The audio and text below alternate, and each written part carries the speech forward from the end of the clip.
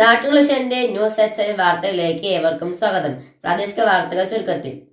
ഇനിയൊരു അപകട വാർത്ത കാണാം. വാഴത്തോട്ടത്തിന് കാവലിരിക്കാൻ പോയ കർഷകൻ മരിച്ച നിലയിൽ കണ്ടെത്തി. വാഴത്തോട്ടത്തിൽ രാത്രി കാവലിരിക്കാൻ പോയ കർഷകനെ മരിച്ച നിലയിൽ കണ്ടെത്തി. ചെറുപ്പുളശ്ശേരി ചളവറ തൃക്കാരമണ്ണ് വാരിയത്തൊടി രാമചന്ദ്രനെയാണ് മരിച്ച നിലയിൽ കണ്ടെത്തിയത്. 48 വയസ്സായിരുന്നു. പാടത്തിന് സമീപത്തെ ഇടവഴിയിലാണ് രാമചന്ദ്രൻ്റെ മൃതദേഹം കണ്ടെത്തിയത്. കാട്ടുപന്നി ശല്യമുള്ള വാഴത്തോട്ടത്തിന് രാത്രിയിൽ കാവലിരിക്കാൻ പോയതായിരുന്നു. ഹൃദയാഘാതം മൂലമുള്ള മരണമെന്നാണ് പ്രാഥമിക നിഗമനം. രാമചന്ദ്രൻ രാവിലെ വീട്ടിലെത്താതിനെ തുടർന്ന് സഹോദരൻ അന്വേഷിച്ചു പോയപ്പോഴാണ് ഇടവഴിയിൽ രാമചന്ദ്രനെ മരിച്ച നിലയിൽ കണ്ടെത്തിയത്.